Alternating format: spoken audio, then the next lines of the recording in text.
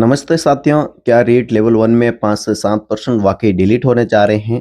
अगर ऐसा हुआ तो क्या कम नंबर वाले छात्रों का सिलेक्शन हो जाएगा? और सबसे बड़ा सवाल, रिजल्ट की फाइल आखिर किस मेज पर अटकी है? आज के इस वीडियो में हम ऑब्जेक्शन के बाद की फाइनल कट ऑफ का विश्लेषण करने वाले हैं, तो वीडियो में अंत तक बने रहिए। क्या इन ऑब्जेक्शन के बाद में जो सवाल डिलीट होने वाले हैं उसका आपको फायदा मिलने वाला है या फिर नहीं? क्या आपकी कट ऑफ इससे प्रभावित होगी? इन सब की बात करेंगे आज के इस वीडियो में, तो वीडियो में अंत तक बने रहिए। चलिए सबसे पहले बात कर लेते हैं आपत्ति के बाद का गणित। उससे पहले मैं आपको बता दूं दोस्तों, L1 के अंदर 150 में से 108% पर 2701 आपत्तियां दर्ज की हुई हैं। अब 2701 आपत्तियां यानी कि आपत्तियों की L1 के अंदर भारी संख्या है। L2 में आपत्तियां वैसे बहुत कम आई हैं, इतनी आपत्तियां नहीं आई हैं जितनी L1 के अंदर आपत्तियां दर्ज हुई है। अब उस गणित को समझते हैं पहले तो, कि पिछले वर्षों के अगर पेपर को देखें तो कितने सवाल औसतन डिलीट हुए हैं, तो कम से कम 4 से 5 सवाल औसतन डिलीट होते हैं। लेकिन इस बार आपत्तियां हद से भी ज़्यादा हैं, यानी कि 2701 है, तो ऐसा माना जा रहा है कि 5 से 7 सवाल है जो डिलीट हो सकते हैं। अब बात करें विशेषज्ञों की, तो विशेषज्ञ मान रहे हैं कि इनमें कम से कम 4% डिलीट हो सकते हैं और 2 के उत्तर बदल सकते हैं। यानी कि उत्तर है जो बदला जाएगा 2 सवालों के, और 4 सवाल है जो सीधे-सीधे डिलीट कर दिए जाएँगे। अब इसका असर क्या होगा?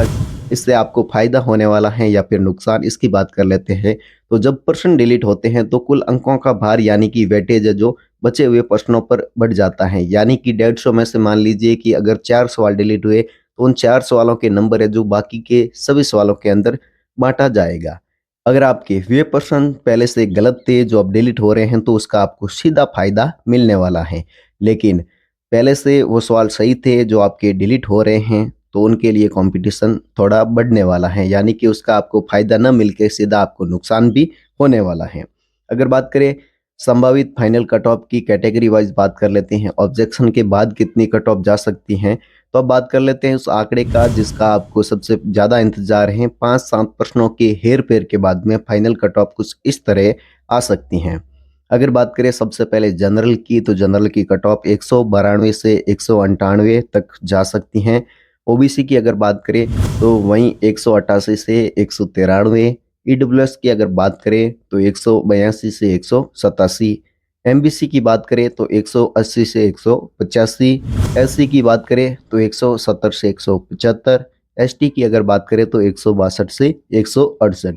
साथियों, ये कट ऑफ प्रोविजनल नहीं बल्कि फाइनल के करीब है। अगर इस दायरे में है तो अपने डॉक्यूमेंट तैयार रखना शुरू कर दीजिए। अब बात कर लेते हैं रिजल्ट डेट अपडेट की। अब आते हैं रिजल्ट की तारीख पर। बोर्ड से जो खबरें आ रही हैं उनके मुताबिक परिणाम का काम अंतिम चरण में है।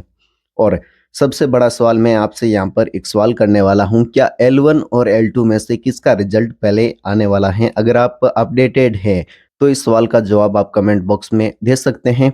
अगर आप अपडेटेड नहीं हैं तो फिर मैं आपको बता दूं, बोर्ड अध्यक्ष ने पहले ही अपने इंटरव्यू में कहा है कि L2 का रिजल्ट पहले आने वाला है, क्योंकि L2 के अंदर ऑब्जेक्शन बहुत कम लगे हैं। तो L2 का काम अभी फाइनल में है। तो L2 के सबसे पहले सब्जेक्ट वाइज रिजल्ट डिक्लेयर कर दिए जाएंगे, उसके बाद में L1 का रिजल्ट आने वाला है। अगर L2 की बात करें तो इसी महीने के अंतिम सप्ताह, यानी कि अभी अंतिम सप्ताह में से स्टार्ट हो गया है, लेकिन ऐसा मान सकते हैं कि 25 से 30 अप्रैल के बीच में किसी भी सब्जेक्ट का रिजल्ट L2 में जारी किया जा सकता है। और अगर इस महीने के अंदर जारी नहीं होता है तो फिर मई माह के अंदर L1 और L2 सभी का रिजल्ट जारी कर दिया जाएगा। बोर्ड की ये प्राथमिकता रहने वाली है। बोर्ड अध्यक्ष ने भी बताया है कि L2 का रिजल्ट पहले जारी करके सब्जेक्ट वाइज, उसके बाद में L1 का रिजल्ट जारी कर देंगे, तब तक जो ऑब्जेक्शन सारे क्लियर हो जाएंगे।